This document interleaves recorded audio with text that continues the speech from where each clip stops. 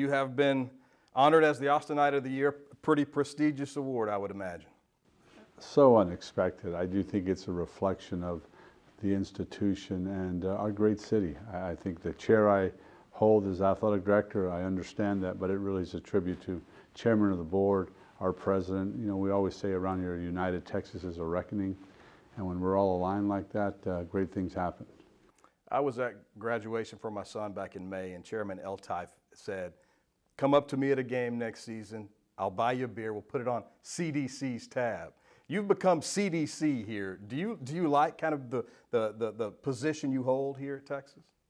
It's an incredible honor. I think the honor of being the athletic director here is you get to serve 600 student athletes, 52,000 students, and 500,000 living alumni, and the great state of Texas. And with that becomes a lot of responsibility. So I love the job, but some days a responsibility has, success has 1,000 friends and failure is an orphan.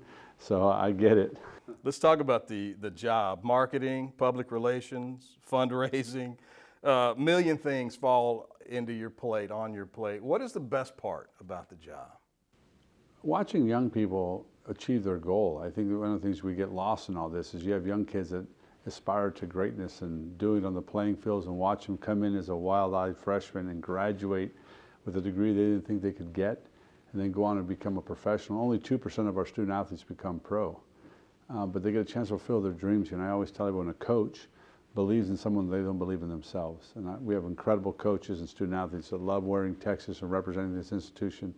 So watching that maturation is really a cool thing to see from my chair. How many games, meets do you go to, do you imagine, during a school year? Actually, I don't miss a home contest for any sport. I try to make it a point to go to every single contest. They'll say, well, it's football. But our golfers, our swimmers, our tennis, we have a soccer game this Friday night. We won the SEC Conference Championship. I try to go to every single one of them because they put in just as amount of work as our football and basketball players do. So being there and being present, it doesn't mean much to them, but to me it means everything, that I value what they do. So I don't travel with every sport, but I'm here for every sport.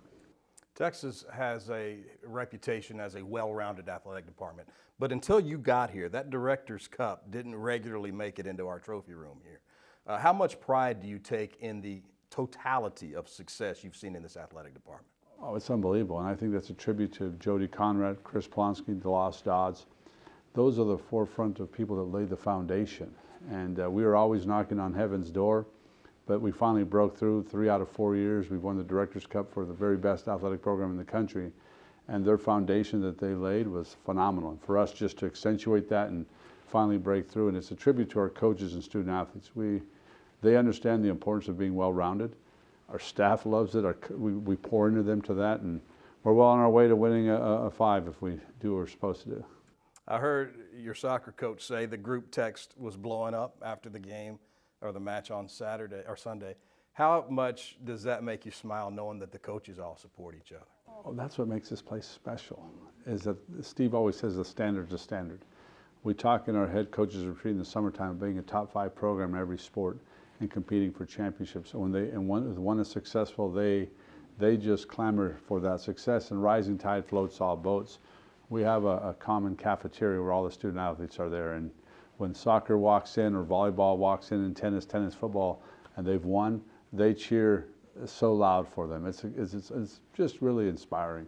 I bet that's fun for not just the people that get to watch, but the people that get the cheers as well. You were at Rice, you were at TCU, you watched Texas from afar and competed against them. How has being here compared to your view of Texas when you were watching and competing against them? It's interesting. It's movie Hoosiers, right? It's in that movie, they go to there's a little small town in Indiana, and this is a little basketball team. They finally make it to the state championship, and the coach looks over and says, "Holly, get on his shoulders." It's still a 10-foot rim, a 15-foot free throw, and 94-foot court. It's just bigger. And when you're outside looking in, you realize that the expectations of Texas, we have a saying in the weight room in all of our facilities, the winning traditions of the University of Texas shall not be entrusted to the timid nor the weak. And you don't feel that from the outside till you're here. And Texas isn't for everybody, because the expectations of the university, the expectations of the athletic department are so great. So you hire to that expectation, you recruit to that expectation. Our fans demand it, our institution demands it, and to see them fulfill that is unbelievable. But when you're outside looking in, you just think everything is siloed.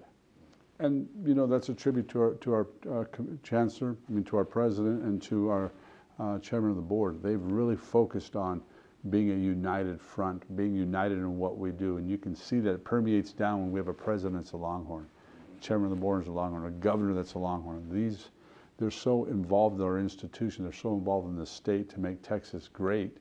And when we're humming, and it's awesome. Feels like it's humming right now, if you ask me, from looking from the outside in. You hired Coach Schlossnagle, you hired Bob Bowman, literally playing for and winning championships before you got on the phone and called him to come here. What's your pitch? How do you get these coaches that have pedigrees, have great jobs to come here?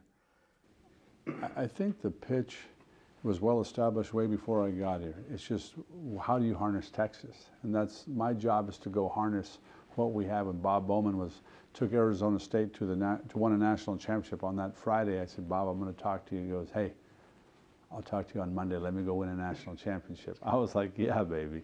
But that just tells you what Eddie built. Yeah. Eddie Reese built an incredible swim program, and we feel we're the very best swim program in the country.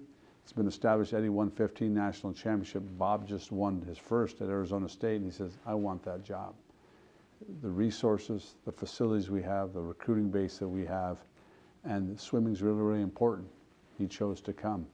Jim, I worked with at TCU for 10 years. I knew him, but Texas has been Omaha 38 times. We've won 6 national championships. There is only one Texas. And we were very fortunate that he said yes too, because I think the history and the breadth of that baseball program is second to none. And when that opportunity came open, and he was playing for a national championship, and the fortitude he had to say, I'll come to Texas, is just a tribute to the baseball coaches and the staff and the institution.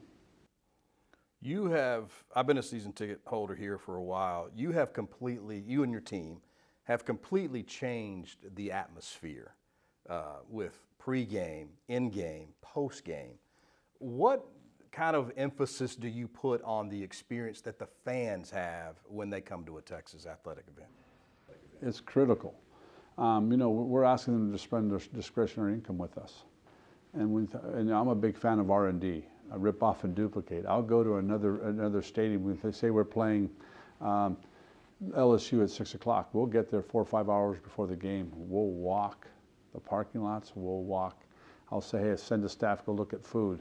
Go send a staff to go look at their music. Go look at their in-game. Look what they do. What can we incorporate here? When I was at TCU and would come to Texas games, we'd be, man, we were really insulated. People just came, they went to the seat, or they came late, they went right to their box. There was no socialization. We looked at what can we do differently to create an event around that families want to come and spend the day with us. We studied Disney. When a young kid, they tell them they're going to go to Disneyland. They're so jacked up when they get to the hotel. They see Cinderella, they get to the park, all this stuff around them. They're waiting 3 hours in line for a ride. Parents are exhausted. They go, God, I want to come back the next day. You're asking them. We have fan-friendly pricing. We try to keep 8 or 9 of our items $3 or lower, because we're saying, come spend time with us. So we're not trying to jack prices up. We're trying to say, guys, we're all in this together, and if we do this together, rising tides will float all boats. So it's been interesting, but we're constantly looking and tweaking, and we have innovation where we have our staff will come up with wild ideas.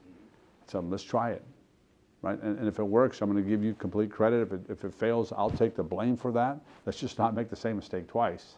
But we let them do anything you can think of, and some things have been complete bombs. Others, I go, that's fantastic, but if you're asking someone who's working their tail off, has 2 or 3 kids, and they say, wait a minute, I want to go to a football game, we better make it more than just the game.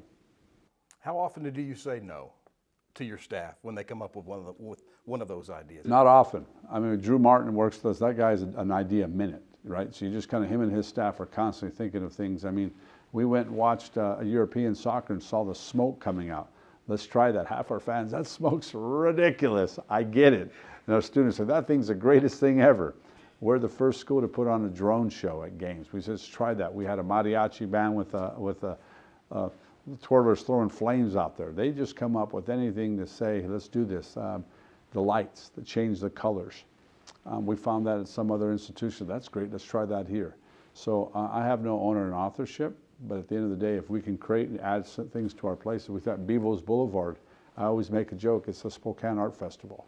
I went to the Spokane Art Festival because they got booths everywhere. Why can't we do this? We went to the Midway. Let's bring the Midway to the game. We're known for concerts. Let's have a concert pregame and postgame. Just that we have, you know, the beer trucks and the food trucks over here. Let's have those areas that people can just come congregate and share their love for Texas. And I think that we've accomplished that, and they've accomplished that, and that's pretty exciting. You mentioned the fans, and you're very active in responding to all the things people want. Hey, CDC, can you check on my seat? It's not enough room between my feet. And how much of that is part of making sure everybody's having a good time, but also being kind of involved and accessible in your role as the athletic director? Well, I think it was more for our own staff for a while too. When I first got here, I think, guys, we got to pivot. It's about the customer, and you know it's hard to do that when you don't really realize what to do. So I took it upon myself. We are going to be customer friendly. We are going to, if a customer has a complaint, we're not going to answer it, but we're going to fix it. It's one thing to just say it, but if you don't fix it, then it just becomes. It's like if you have a Bible, you can have a Bible, but if you never read it, it's just paper. Right? So you got to live and breathe it. Well, we had to change how we did things internally. And that was part of the lesson was that if I'm responding and making sure we change, and we have a staff, and the staff came up with Fan First, Texas Fan First, and they respond immediately. We're trying to be active. So in a game, when I'm paying attention, I'll look down and think, where's our problem areas? I want to make sure that we're on it and we're fixing it. But now our staff's taking it upon themselves. They watch Twitter, they read, they react, they fix. And I think our fans appreciate that, but more importantly, our customers are realizing that it's them too, that the game's important, our student athletes are important, but they're important. And it was a mindset for us to change internally. And when we first started doing it, people were like, what are you doing? Now it's second nature to everybody. They know that we need to be responsive. And at the same time, if something's broke, we want to know about it. And I don't want to hear about that 2 or 3 days later. It's instantaneous. How big is your staff here? We have about 330 full-time employees. Oh, wow. And that's a game day staff? No, that's permanent staff. Game day staff, we probably employ another 1,000, 1,500. Oh, wow. That's impressive. To keep everybody on the same page. What's been the strangest request from a fan? Oh, it's ridiculous. I mean, it's nuts. My signature for a tattoo, you're like, what? Is that right? Oh, it's just, no. We're not doing that. Somebody wanted you to sign their, let's say, arm. Yeah. And then they were going to tattoo. Yeah, and I said, no, we're not doing that. That's only stars get that. No, that was ridiculous. That's funny. I can't even read my own handwriting. My wife's like, we're not doing that. Just fine. That is really funny. I hadn't heard that one. If you weren't the AD at Texas, if you weren't an athletic director, what do you think you'd be doing? You know, it's interesting. I grew up in a children's home, and my parents were in seminary and missionary, and that's what they did for a life. And my dad, when he was, he used to always say, you be honest, you serve others, and you know, you be humble in what you do. And my little brother Dave works for the UN. Every one of my brothers and sisters are doing something to serve humanity. When I got into sport, I had to write a paper to my dad to say, this is what I want to do and how I want to serve society. And I firmly believe sport does so much for young people that I'm pretty sure I'd probably be working with my brother Dave somewhere in the UN or doing something of that nature. Wow, that's impressive. What is next for your focus? You've got the Moody Center now. The new practice facility is going to be just south of here. Is there more on your plate as far as facilities go here on the campus? Oh, a coach always has a want. Yeah. I mean, it's just a matter of one thing at a time. So we're going to finish the practice facility, which is urgently needed, and then at the end of the day, we'll assess what's next. So that's redoing the press box and moving that to make sure that we expand our offerings for our donors and fans.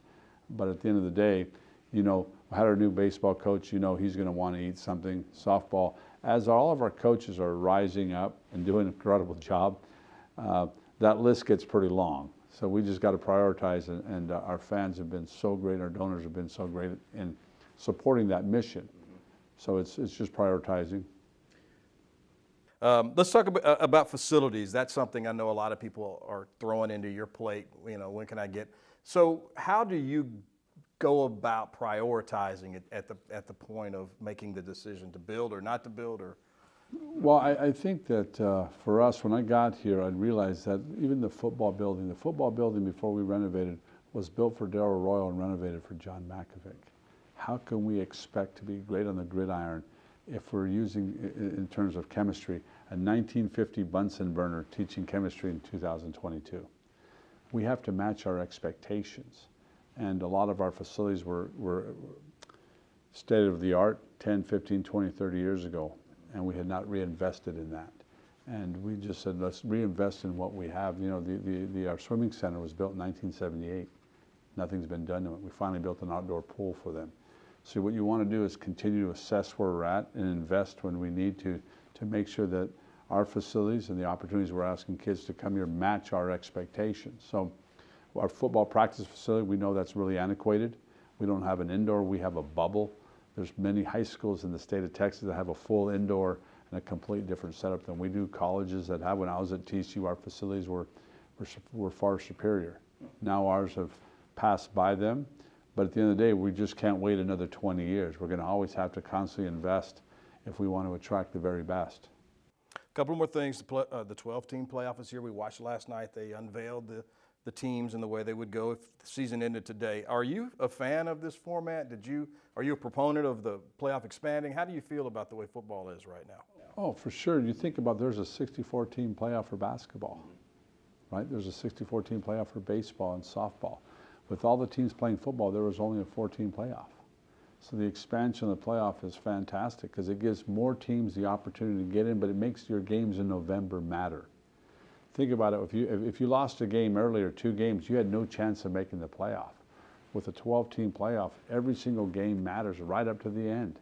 And for us being where we're at in November and we're sitting in a really good position, we have 3 games left. These games are so critical for that opportunity that it just bodes well for the University of Texas. It says volumes of our kids and student athletes, but that you want a game to matter late. And in basketball, you have a lot of games late before March Madness that every game counts for your resume to get into that tournament. And you know, there's about 60% of our teams make the NCAA tournament. In the same amount of teams in the SEC, only 1 makes it or 2 makes it compared. So the percentages are favorable, and it's exciting. Back to our original question, being named the honor of Austinite of the Year. A lot of people in Austin feel like this could be a major sports town. We've got a soccer team here now. There's a group trying to bring baseball here, however far-fetched that might be. Do you think this city could support the University of Texas the way it does now and a major franchise baseball, something like that? I just know it supports the University of Texas, and it's just been voted the best college town in America. And that, to me, just speaks volumes of Austin. Austin's growing, and I get that. But where we're located right now and how the city embraces the University of Texas, I'm pretty sure it's attracted to a lot of people, but I like to keep it burnt orange and white. That's it.